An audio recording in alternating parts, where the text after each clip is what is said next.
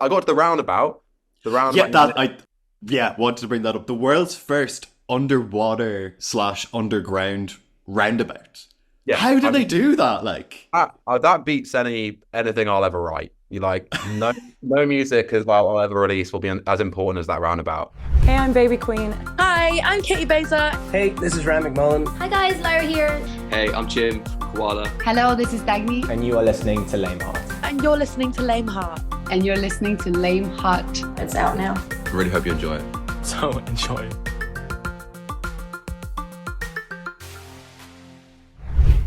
Right. I watched 15 minutes of the documentary thing, so I'm like, okay. what up? Yeah. So yeah, that's actually exactly where I was going to start. So Fred Roberts, welcome back to Léim Thart. It's been quite the year since you were last on. And yeah, the first thing I really wanted to talk about, which is completely sidetracked to what the listener is expecting, is that we've discussed a lot of things over the past year, kept in touch since the last episode and learned a lot of different things, but only yesterday found a new shared interest. So I'm a sucker for the corner of YouTube about like engineering, construction, infrastructure, logistics. Yeah. And yesterday I found a new one about tunnels that they dug under the Faroe Islands, which is costing like hundreds of millions, but the like scattering of islands up there, it connects 90% of the population by road. They don't have to be like bound by the ferry. And so when I brought this up, Fred was only delighted by the prospect of it. So I said, don't say anything to me, watch it, and then come back to me when we're talking today. So what are your thoughts? See, you've like come prepared with the facts. Like you're the 90% of the population. That's correct. Like, wow.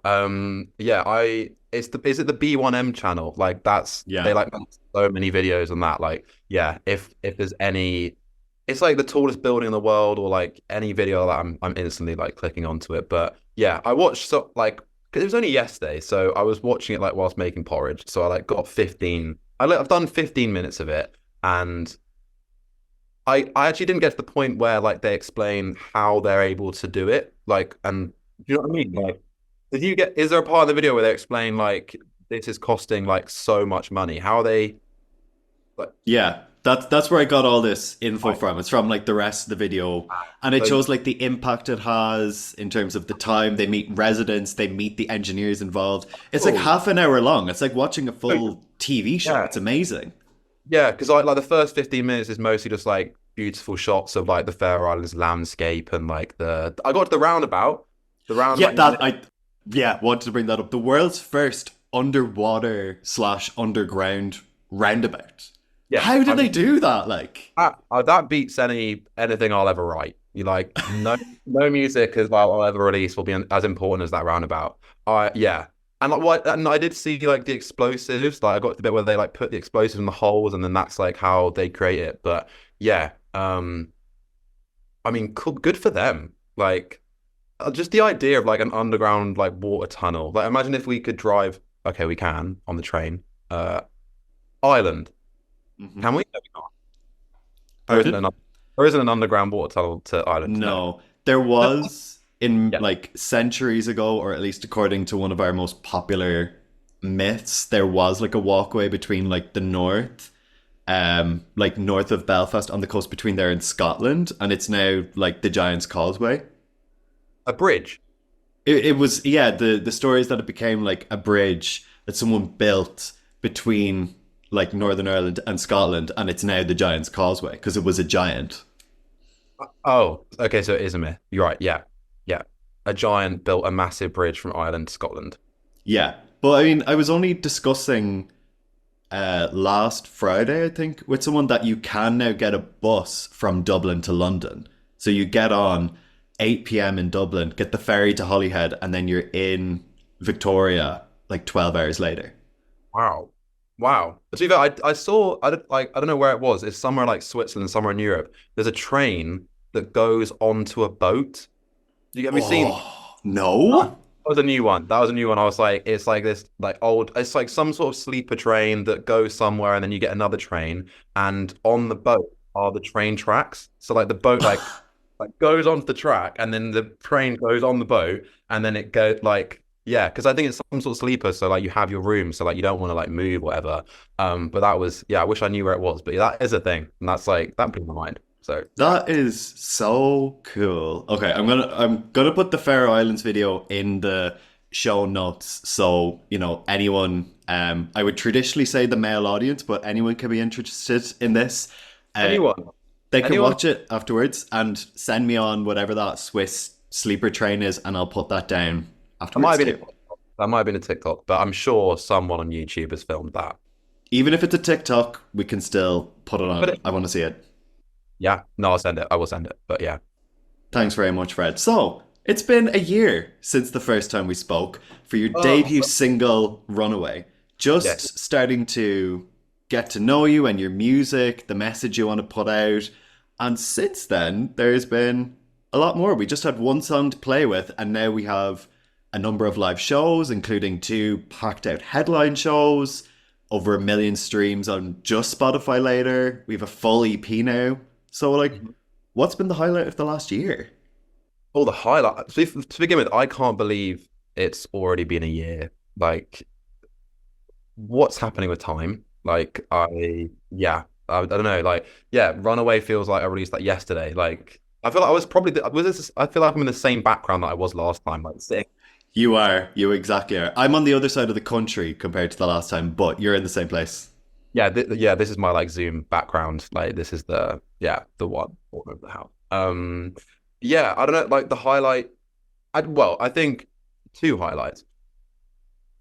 First highlight, probably releasing Disguise, and then seeing, because I feel like the first 2 singles were these like anthemic kind of like driven upbeat pop songs that I love, and then like with the 3rd single I was like, I just want to like, I want something that's like gonna hit harder, you know what I mean? Like the words of Say like is literally just like me begging someone to stay. Like that's sad, but you don't get that same like gut punch of emotion, do you know what I mean? And like Skies was literally just the most honest way I could tell a very personal story, and the whole soundscape of it was perfect and just this like dream world. And then seeing people like connect with that song and the messages and the impact it's having on like just like just like people, do you know what I mean? Like because that story is so personal, and it's like well, the experience is quite like related to being queer, and like it's not like an experience that many like straight people would, you know what I mean? It's just like that, like connecting with that community I think was like really cool. And then just like seeing how people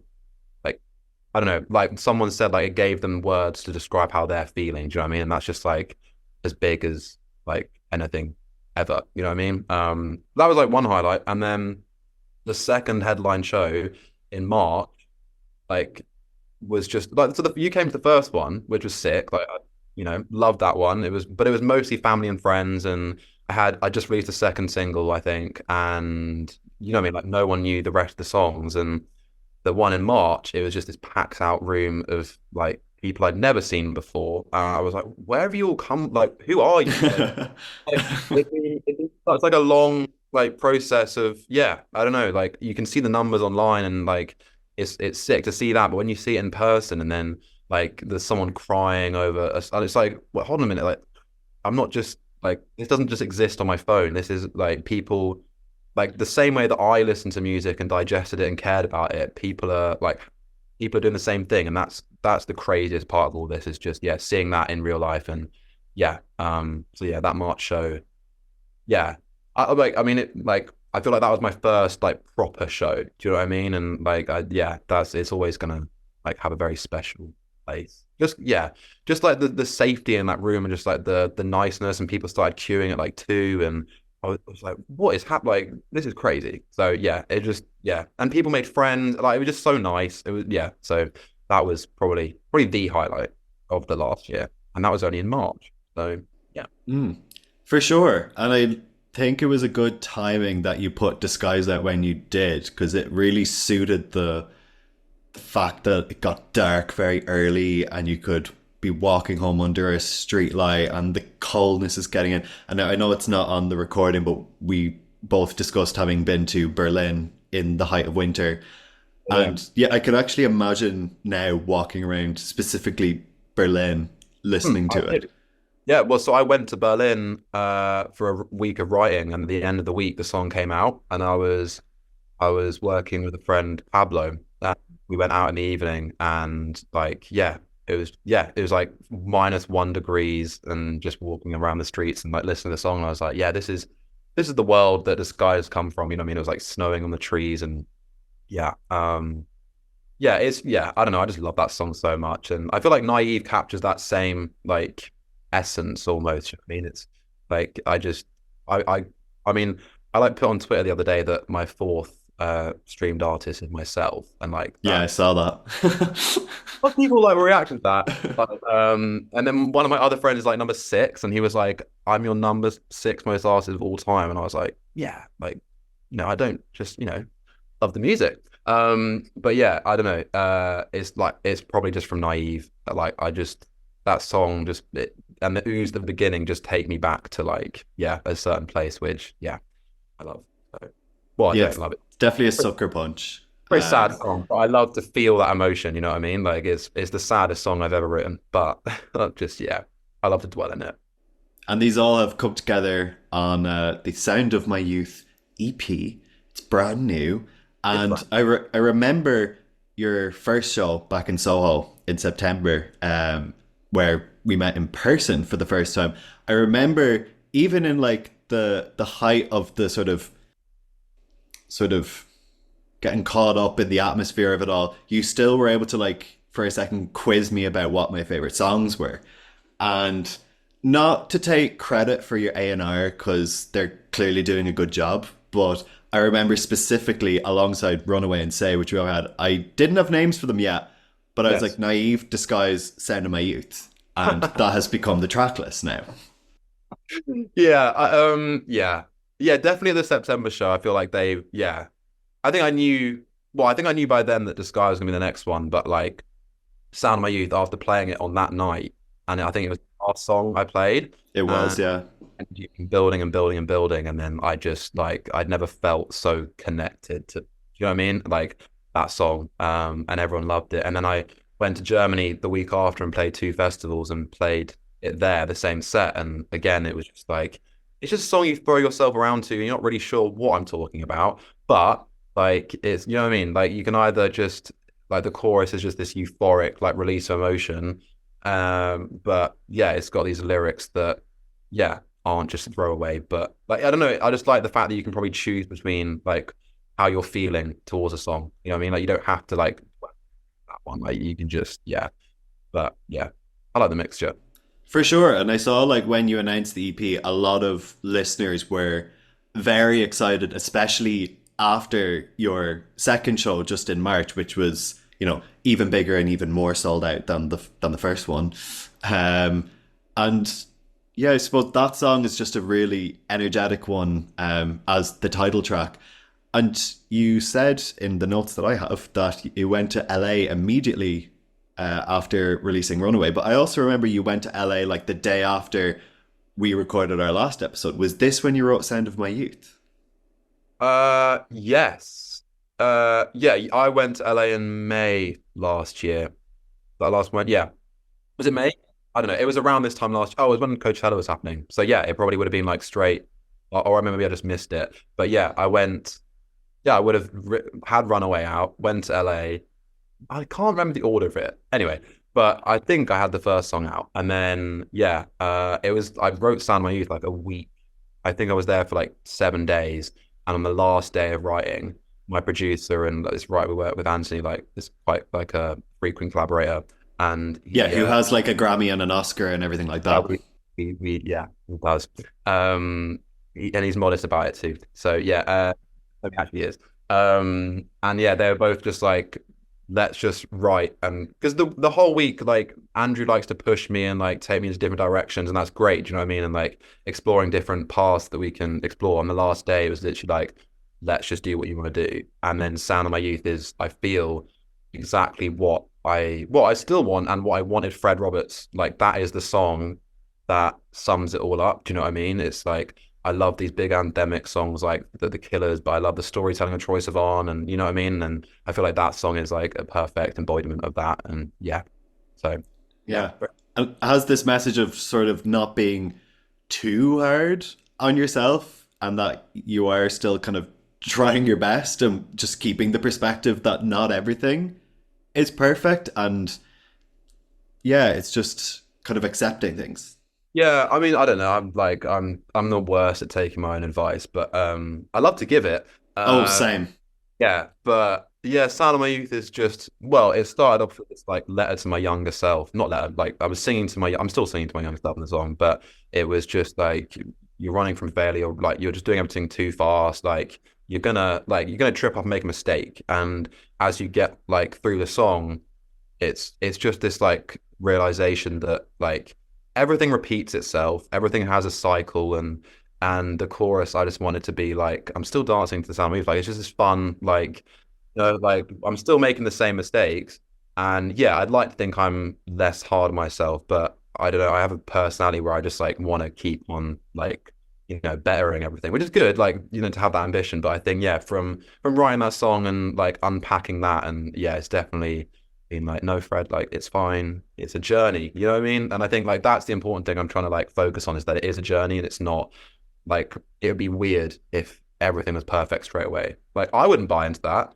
Like if you know what I mean, like I wouldn't. I want to see a journey. So yeah, I'm just like trying to remember that like I'm growing and I'm young, and yeah, it's one day I'll be perfect. So yeah. Definitely. And of course, all these songs draw from your own experiences, and you've spoken how, especially the two more sad, more overtly sad songs, should we say, like Disguise and Naive, how personal they are. When, not only when you're writing, but then when you're sort of planning your release, how do you sort of do the balance between wanting to keep the honesty, but not wanting to kind of give too much away and keep your own sense of privacy? Because in a sense, once you put a song out, it belongs to everyone else. That's the thing, and I think that like especially with Disguise and Naive, like my favorite artist is Troye Sivan. Like I like the reason why I connected so much with his music, and then like more recently now, like I feel like I've had the same experience with Lizzie McAlpine and her new album. It's like they're both just being completely honest and raw and just sharing it with the world, and so that's like something I really want to like do. But yeah, it is that like weird fine line of like, oh, okay, wait, everyone knows this, like no one knows your like most vulnerable moments. Do you know what I mean? Like except like friends. Do you know what I mean? Like, and that's like the normal experience. Like you just you go through things and people help you. And like, but for me, like I saw a quote actually, and it was like, I don't know if you saw it, but I put on my story, and it was like I like confronting an experience. Oh, I can't remember it. It's on my phone. Anyway, like the sentiment of it was like I like confronting experience and resolving it as art. That was it. And like that, I think for me like sums it up. Like I don't keep a journal. I don't talk on my feelings as much as I probably should do.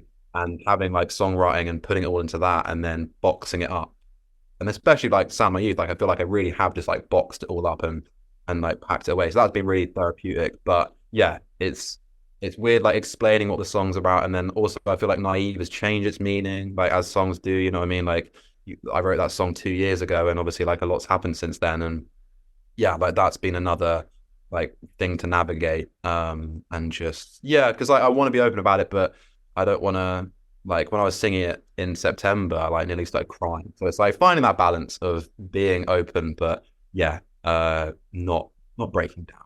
So yeah. It'll all come in time, and you're taking the songs on the road across the summer. You do festivals across the UK, all the way from Brighton to Sunderland. There's The Great Escape, Latitude, Truck Festival, and then later in the year, you're doing even more gigs. You've got Glasgow and you've got London, in O'Meara. Like these are bigger and better once again. So what are you doing to prepare for this year on the road? On stage. I mean, I think we're starting rehearsals like next week for Brighton, and then because Brighton's the first one. Is it this month? Is it May yet? No. Is it? No. It is when this comes out. It's May now. So yeah, I probably have already done the rehearsals. But yeah, so we're just starting rehearsals for that. Figuring out like what song to put, just because like the London show in March was obviously like, I don't know, like probably 50 minutes or whatever. We've only got 30 minutes for the festivals, and just making sure there's that balance of like who I am as an artist and then like these upbeat like festival sounding songs, you know what I mean? Like I've got them. They're there. So yeah, we're just trying to figure that out. Yeah, and then Amira and King Tut's in November. Crazy. I've got a while to promote that, so that's good. But yeah, like they're just like two iconic venues. Like I haven't been to King Tut's, but like I'm just aware of how, you know what I mean, how big and cool that is. And then like Amira, I mean, I went on stage with my friend Neve in February, and so that like place holds like it's just like a special place in my heart now. So it'd be cool, yeah. Like it'd be cool to go back and do that. But yeah, I'm just like, and then also writing and also trying to figure out what comes next. Which yeah, it's all a fun journey. So yeah, I'm having fun and like yeah, just trying to figure it all out. But yeah.